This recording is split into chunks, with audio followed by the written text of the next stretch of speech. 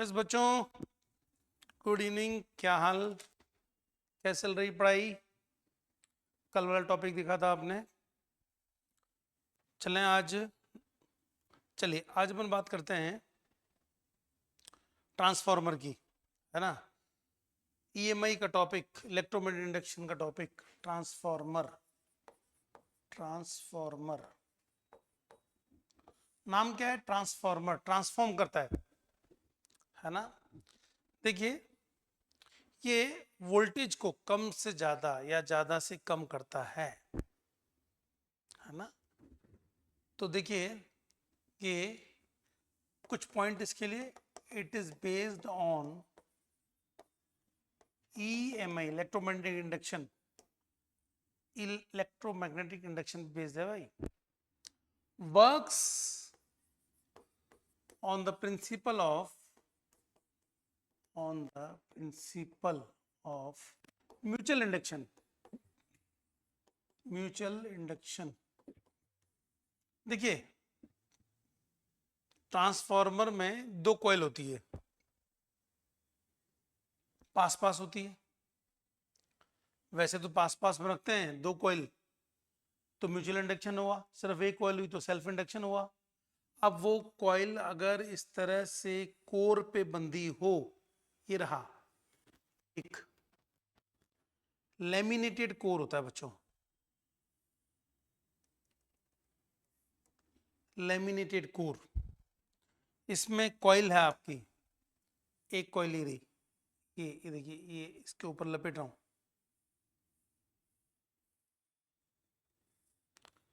यहां से आपने एसी सोर्स कनेक्ट किया है। अब आपको मिली दूसरी कॉइल, यहां इस पे बंधी हुई दूसरी कॉइल,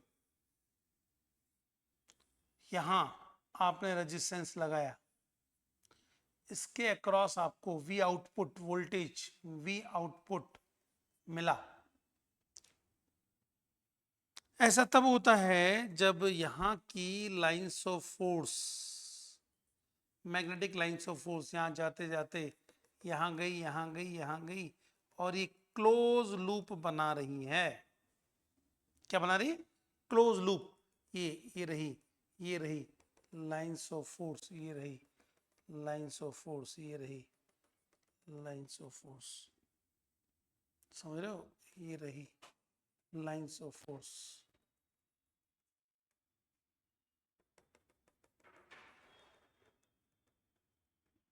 ठीक है, तो अब देखिए ना, लाइंस ऑफ फोर्स जा रही है, तो ये इसको कहते हैं म्यूचुअल इंडक्शन। दो कॉइल हैं।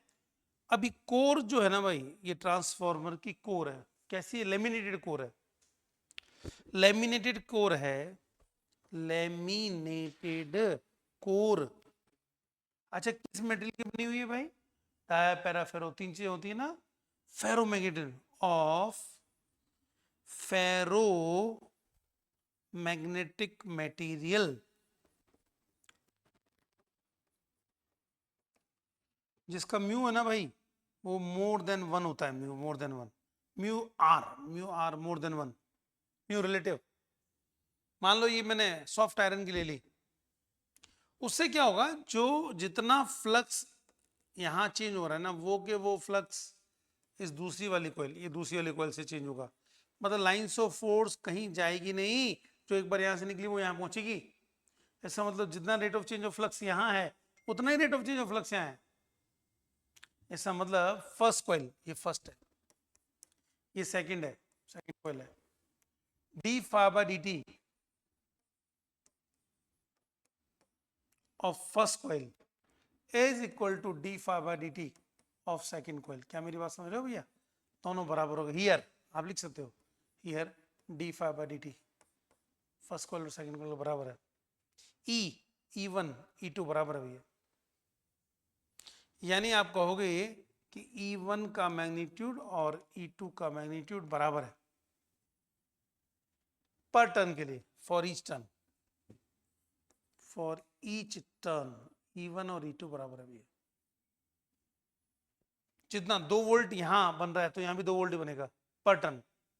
अब खेल सारा टर्न पे होता है। देखिए अगर मैं ई प्राइमरी कहूं, प्राइमरी, आप कहोगे सर माइनस का n1 D phi by D T कर दो, ये फर्स्ट इक्वेशन हो गई। ई तो N D phi by D होता है, यहाँ n1 टर्न है, यहाँ n2 टर्न है भाई, यहाँ वोल्टेज EP है ना, EP तो यहाँ ES है, सेकेंडरी है। यहाँ करंट मतलब E1 को आप चाहूं तो और ले लो, चलो E1 ले लो, बस इसको E2 ले लो, सॉलिड के लिए है ना भैया। I1 I2 कर दूं, P1 पावर P2 कर दूं, मैंने लिख दिया। अब आप कहो तो उसको लिख दो ना, आपकी इच्छा है। आप इसको ऐसा करो कि इसको लिखो आप E1, तो E2 लिखूं तो माइनस का N2 D phi by D T. अब आपको ने कहा भी कि sir D phi by D T तो दोनों में बराबर है, जितना rate of change of flux यहाँ है उतना ही यहाँ है, जितनी लाइन ऑफ फोर्स यहाँ जाएगी वो सब यहाँ से गुजरेगी ना। स्कोर जिसका म्यू आर मोर देन 1 है, म्यू आर ज्यादा होता है तो इसका मतलब लाइन्स ऑफ फोर्स को बाहर नहीं जाने देता। तो जितनी लाइन्स ऑफ फोर्स उतनी, जितनी जो यहाँ है ना भाई वही यहाँ है। ये दो चीजें अपने पास आ गई। अगर मैं डिवाइड करूं 2/1 तो आप देखिए ना कि 2/1 करता हूं ना भाई, तो आ गया आपके पास E2/E1 is equal to N2/N1।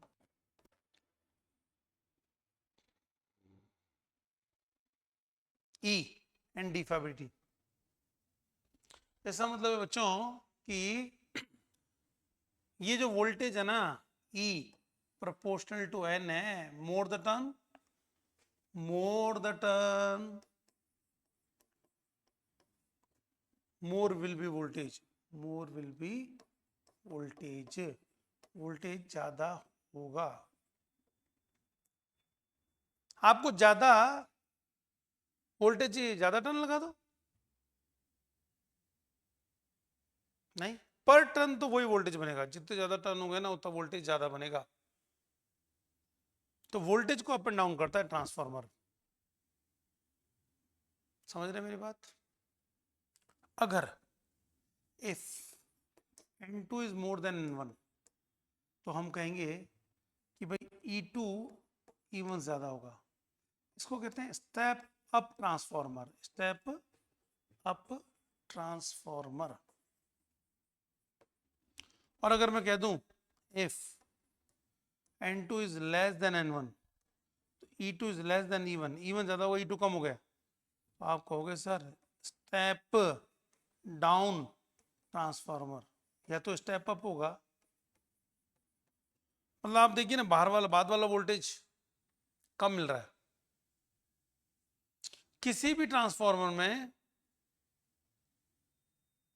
N2 और N1 बराबर नहीं होंगे, बराबर होंगे तो फिर लगाई क्यों आपने, फिर तो मतलब ही नहीं। ट्रांसफार्मर दो टाइप के होते हैं बेटा, या तो स्टेप अप या step down transformer. If N2 is equal to N1 तो मैं कहूंगा यूज लेस ट्रांसफार्मर। उसका क्या मतलब है, हमारे को मतलब ही नहीं, ऐसा ट्रांसफार्मर मुझे चाहिए ही नहीं जिसका वोल्टेज दोनों का बराबर हो। क्या मेरी बात समझ पा रहे हैं आप, लिखिए नोट कीजिए।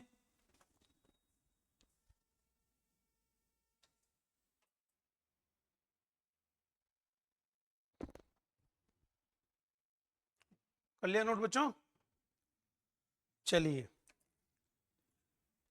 अब देखिए, तो N2 और N1 अगर दोनों बराबर हो ना फिर तो लगाना ही काहे का, फिर काहे का भाई, फिर कोई मतलब का नहीं। अब देखिए वोल्टेज तो कम ज्यादा होता है, ये बात तो समझ आती है ट्रांसफार्मर में, लेकिन पावर है ना पावर वो नहीं। Transformer is not power gainer, in transformer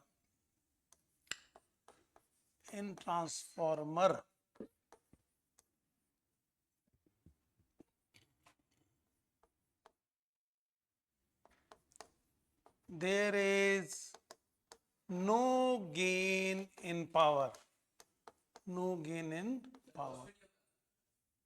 हाँ लॉस होता है लॉस होता है, लेकिन आइडियल कंडीशन में कहें, in ideal condition, in ideal condition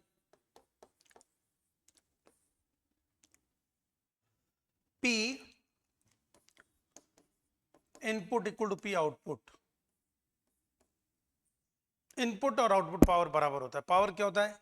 voltage into current, यानी P1 इक्वल टू P2, 1 का मतलब इनपुट, 2 का मतलब आउटपुट, यानी V1 I1 V2 I2, समझे? अब V लिखूं या E लिखूं बात बराबर है, E भी लिख सकता हूं उस पर ना। अब आप चाहें तो इसको लिखना चाहें तो ये हुआ E1 I1, देखिए मैं एक स्टेप और बढ़ा दूं बस, ये लो बच्चों, ये लिखा E1 I1 E2 I2। अब फिर इसको सॉलिड के लिए लिख लो V1 I1 equal to V2 I2, इसका मतलब V2 by V1 equal to I1 by I2, ये होता है भैया आइडियल कंडीशन में। समझ पा रहे हैं मेरी बात? V2 by V1 equal to I1 by I2, ऐसा कहना चाह रहा हूं बच्चों। तो ये पावर के केस में हुआ। अब आइए जरा थोड़ा आगे चलते हैं, अपन समझते हैं कि क्या कहना चाह रहा है ये। तो देखिए, अगर आपने ट्रांसफॉर्मर की एफिशिएंसी ऑफ ट्रांसफॉर्मर,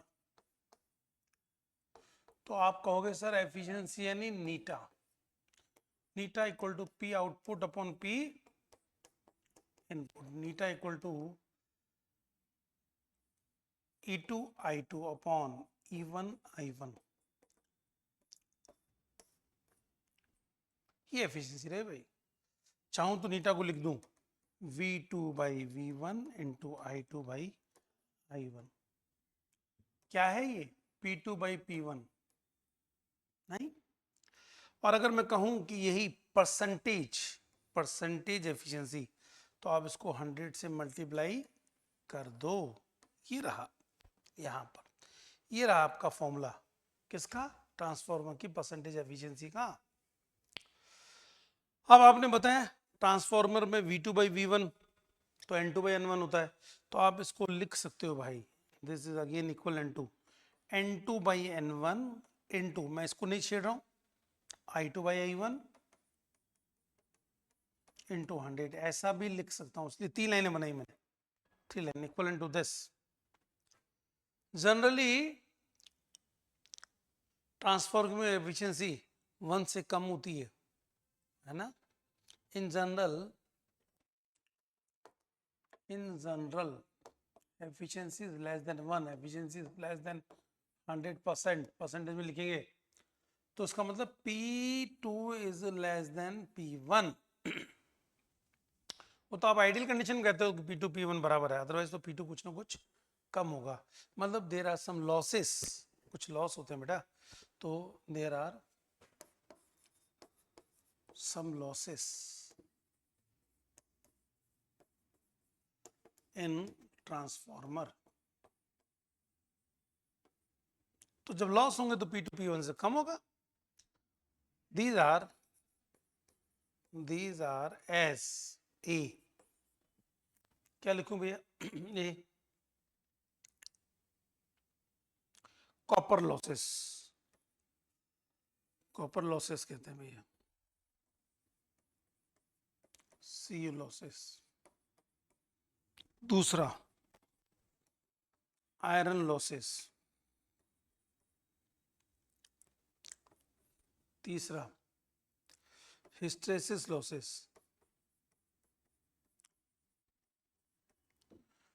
चौथा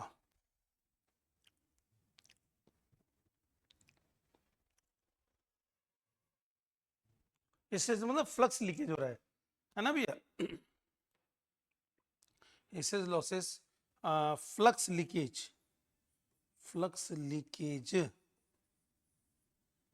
है ना, ये लॉसेस होते हैं बेटा, इसकी वजह से P2 हमेशा P1 से कम होगा। और आइडियल कंडीशन हम देखेंगे लॉस कुछ हो ही नहीं रहा है तो P2 और P1 बराबर कर दो, है ना भाई। ऐसा मतलब जितना वोल्टेज में बढ़ेगा उतना ही पावर में कम होगा। देखिए, तो इसका मतलब मुझे ट्रांसफॉर्मर जो है वो दो तरह का मिला। पहला स्टेप अप ट्रांसफॉर्मर, दूसरा स्टेप डाउन ट्रांसफॉर्मर। दो हैं भैया, स्टेप अप ट्रांसफॉर्मर, समझ रहे हैं। स्टेप अप में आप कहोगे कि V2 is more than V1, V2 is less then V1। जब V2 ज्यादा होगा ना भाई तो I2 कम होगा, V2 कम होगा ना तो I2 ज्यादा होगा, I2 ज्यादा होगा भाई।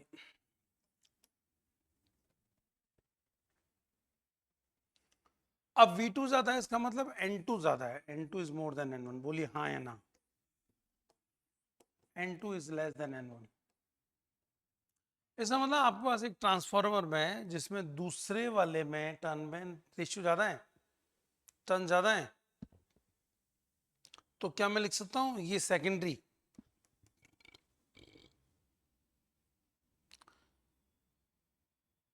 टर्न ज्यादा है भैया, wire of secondary coil is thin, is thin।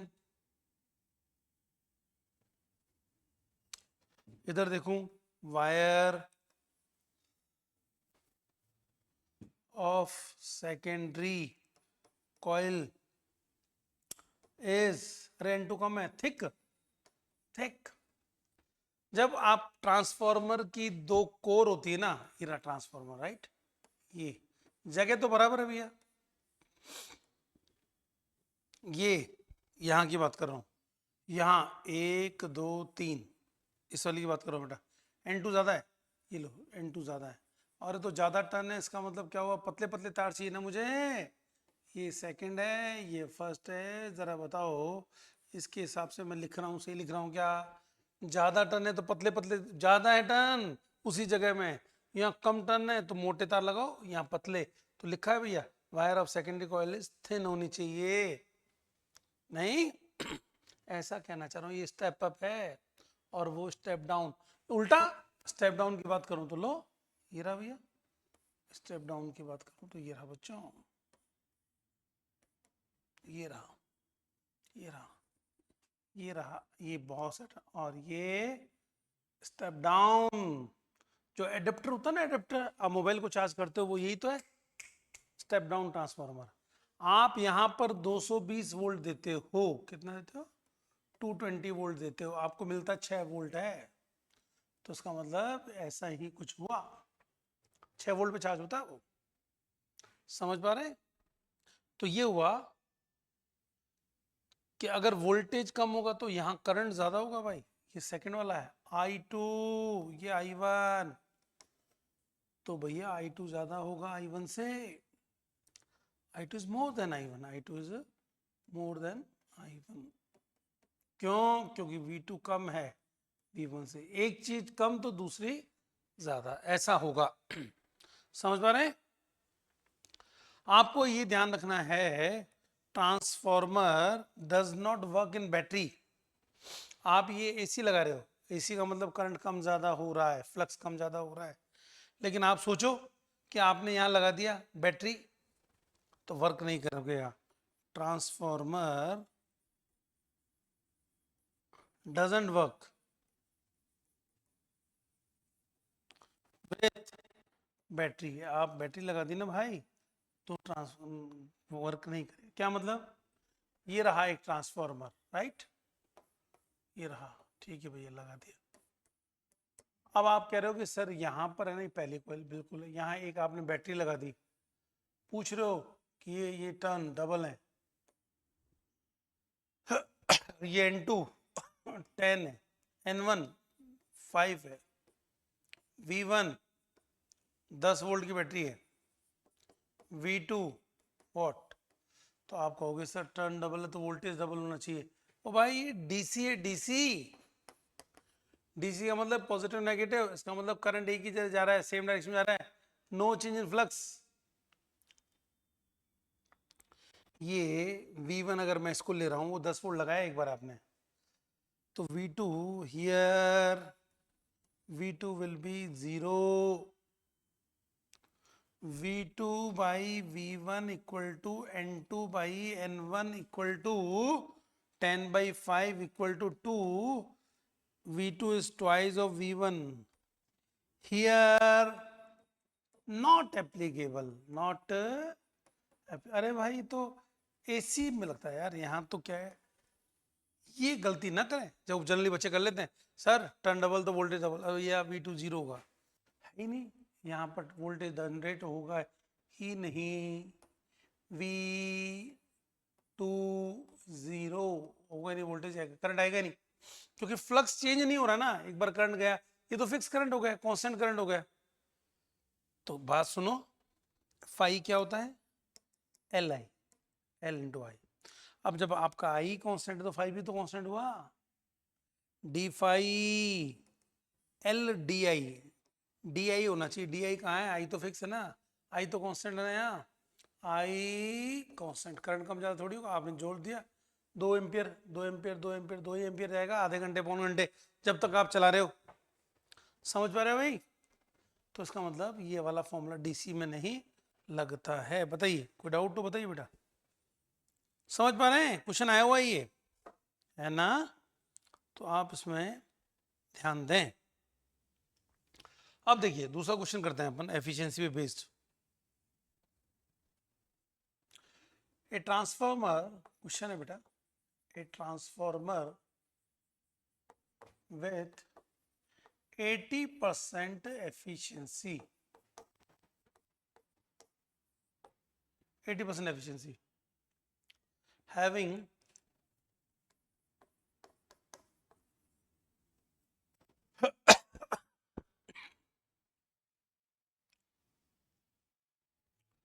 turn ratio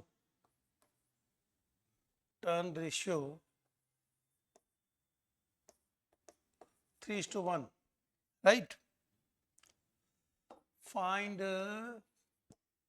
अच्छा ये कौन सा है भैया, ये स्टेप अप कर लेता हूँ यार, देखो ये step up transformer with 80% efficiency having turn ratio 3:1, ठीक है। Find output current if input current is 5 ampere, input voltage is 20 volt, अरे वो 20 वोल्ट है और वो 5 एम्पियर है,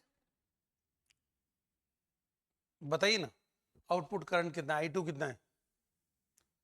तो अब आप कहोगे कि सर ये लो efficiency P output upon P input ही तो होगा, ये लो इंटू 100 परसेंटेज में, इसलिए तो भी 80 equal to P output V2 I2 V1 I1 into 100, ये बात भी सही है भाई। अब बताओ V2 बाई V1 ये क्या है, कितना है भाई, V2 by V1 N2 by N1, तो 80 equal to N2 by N1, I2 कितना आपका पता ही नहीं, I2 निकालना है, I1 कितना है 5 एम्पियर, इनटू क्या करूं 100, क्या लिखूं आंसर बताइए, क्या N2 बाई N1 3:1 नहीं हुआ, 80 is equal to 3 into I2 by 20, ये गया ये गया, ये 4 आ गया, I2 की वैल्यू 4/3 नहीं आ गई, 4/3 एम्पियर, बताइए ना, है या नहीं है? कैलकुलेट तो करना है आपको। अब आप कहोगे सर आपने ये तो यूज ही नहीं किया input current. Input current 5 ampere, मुझे जरूरत नहीं पड़ी, मैं क्यों यूज करूंगा भाई, यूज नहीं करूंगा। इनपुट वोल्टेज, हाँ इनपुट को तो मैंने 5 यूज किया, सॉरी इनपुट वोल्टेज 20 वोल्ट को यूज नहीं किया। अरे भैया नहीं यूज किया, मेरी मर्जी है। वैसे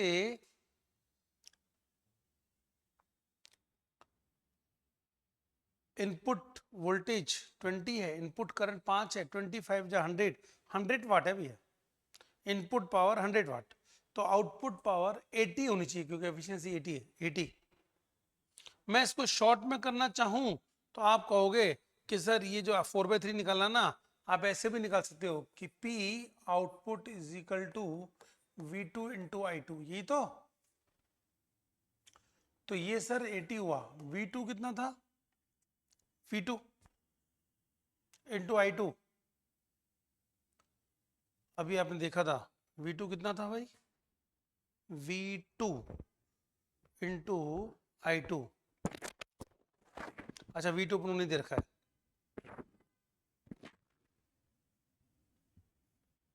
3:1 का रेशियो दे रखा है, ठीक है, फिर तो अपन ऐसे ही निकालेंगे, उसको करने की जरूरत नहीं है। ठीक है, तो ये अपना क्वेश्चन कंप्लीट हुआ, राइट। आइए, तो हमें ऐसे इसमें करने की जरूरत नहीं है, ये 80 मालूम पड़ गया हमें ना। आइए, तो with this we have done transformer. आप जो पूछना चाहें पूछ ले बच्चों, अगर कोई क्वेश्चन है आपका तो यू कैन आस्क प्लीज, है ना। ट्रांसफॉर्मर बेस्ड कुछ क्वेश्चन पूछना चाहें आप पूछ सकते हैं। EMI इलेक्ट्रोमैग्नेटिक इंडक्शन का ये टॉपिक जो कि म्यूचुअल इंडक्शन पे बेस्ड है, और इन दिस वे आप वोल्टेज को कम या ज़्यादा करने में ये काम आता है। आपको जब कभी वोल्टेज को कम ज़्यादा करना काम करना हो तभी आप यूज़ करेंगे, और सिर्फ किस में यूज़ करेंगे, AC में, DC में यूज़ नहीं करेंगे बच्चों, है ना। आइए हम एक बार आपको रिवाइज कराते हैं आज हमने क्या करा है। ट्रांसफॉर्मर EMF बेस्ड है, म्यूचुअल इंडक्शन फिनोमेना पे काम करता है, 2 कॉइल होती है, ये प्राइमरी ये सेकेंडरी, यहाँ भी हम AC सोर्स जोड़ते हैं, यहाँ AC वोल्टेज ही मिलता है। वोल्टेज प्राइमरी से रिलेटेड वोल्टेज V1 या E1, V2 E2, I1 I2, P1 P2, right. ये 2 कॉइल लेमिनेटेड कोर जो होती है ना, उसका फ्रेम होता है, उस पर बंधी हुई होती है, जो कि फेरोमैग्नेटिक मटेरियल की होती है, जिसका म्यू आर 1 से ज्यादा होता है। E1 N1 d∅dt, E2 N2 d∅dt, क्यों भैया। अब E2 बाई E1 करूं मैं तो N2 बाई N1 होगा। इस तरीके से मैं आपको बताना चाहता हूं कि रहा E प्रोपोर्शनल टू N होता है, more the turn more will be the voltage, N2 is more than N1, E2 is more than N1। ये आप इसको कहेंगे कि ये स्टेप अप ट्रांसफार्मर हुआ, ये स्टेप डाउन ट्रांसफार्मर हुआ, और जब दोनों बराबर हैं इसका मतलब क्या हुआ भाई, दोनों जब बराबर हैं तो आप कहोगे कि कोई ट्रांसफार्मर का कोई मतलब ही नहीं है। इन ideal condition P input P output बराबर होता है, P1 बराबर P2 होता है, E1 I1 equal to E2 I2 होता है, V1 I1 equal to V2 I2 होता है, V2 बाई V1, है ना भाई, V2 by V1 equal to I1 by I2 होता है, समझ रहे हो भाई। Efficiency P output upon P input is equal to P2 by P1 is equal to efficiency, है ना, is equal to E2 E1 I2 by I1, efficiency equal to V2 by V1 into I2 into, है ना, ठीक है। इन general efficiency 1 से कम होती है, 100 1 से कम होती है, इसका मतलब P2 P1 से कम होता है। कुछ ना कुछ लॉस होता है। अभी लॉस कौन से होते हैं, copper loss, iron loss, hysteresis loss, या फ्लक्स ही लीक हो जाए तो फ्लक्स ही तो वोल्टेज बनाता है, तो वोल्टेज ही कम हो जाएगा। फिर वोल्टेज कम होगा, इसका मतलब क्या हुआ कि एनर्जी का लॉस हो रहा है। फिर देखिए, अगर मैं आगे कहूं तो मैंने बताया कि दो तरह के ट्रांसफॉर्म हो गए, step up step down. Step up ये वोल्टेज ज्यादा, बाहर वाला वोल्टेज ज्यादा। स्टेप डाउन बाहर वाला वोल्टेज कम। जब वोल्टेज कम होगा तो फिर करंट ज्यादा होगा, क्योंकि V2 I2 equal to V1 I1। एक चीज बढ़ेगी तो दूसरी घटेगी। और वोल्टेज का मतलब लिंक N से है बेटा, V2 लेस देन 1 V1, तो फिर N2 भी लेस देन N1 होगा। ठीक है। अब सेकेंडरी कॉइल में टर्न कम, जब इतनी जगह टर्न कम है तो मोटे मोटे तार ले लो, क्या फर्क पड़ता है। सेकेंडरी कॉइल में टर्न ज्यादा, अरे ज्यादा टर्न है तो पतले तार लेने पड़ेंगे। तो wire of the secondary coil is thin इसमें, और इधर थिक। ऐसा क्वेश्चन आया हुआ है। बैटरी के साथ या डीसी के साथ ट्रांसफॉर्मर काम नहीं करता है। ये रहा, आपने बैटरी लगा दी तो आउटपुट वोल्टेज 0 आएगा। ऐसा ना समझें कि टर्न डबल है तो वोल्टेज डबल हो जाएगा। अरे भाई तो काम ही एसी में करता है, समझ रहे हैं। आइए, अगर एक क्वेश्चन बताया स्टेप अप ट्रांसफॉर्मर है जिसका टर्न रेशियो स्टेप अप है, तो उसका मतलब N2 N1 से ज्यादा है भैया, नहीं। तो आपको कह रहा है कि टर्न रेशियो 3:1 है, इसका मतलब आपको गिवन है, गिवन है टर्न रेशियो। टर्न रेशियो बेटा जब step N2 by N1 here here, क्योंकि 3:1 दे रखा है और स्टेप अप क्या रखा है, तो इसका मतलब N2 ज्यादा होगा ना N1 से। तो turn ratio N2 by N1 है भाई, है ना। तो लिखेंगे क्या, efficiency is equal to P output upon P input into 100 V2 by V1, है ना भैया। तो हमने इसको इस तरह से निकाला है। समझ रहे हैं मेरी बात।